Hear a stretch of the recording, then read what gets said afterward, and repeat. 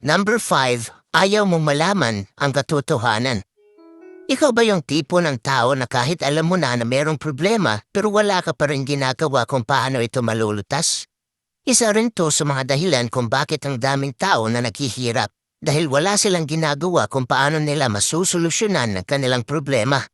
Kahit alam nila na meron ng mali sa kanilang finances, pinagpatuloy pa rin nila ang nakaugalian na paghawak sa pera. Alam nila na dapat ay mag-iipon sila ng pera, pero meron pa rin silang dahilan kung bakit hindi sila makakapag-ipon. Ito yung mga tao na namumuhay sa denial state.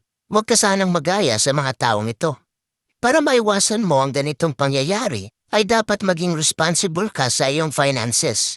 Alamin mo kung magkano ang iyong total income at total expenses.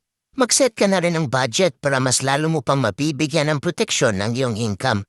Alam ko na hindi ito madali, lalong-lalo na kung hindi mo pa ito nagagawa noon o hindi mo pa ito habit. Pero wag mo lang intindihin yan.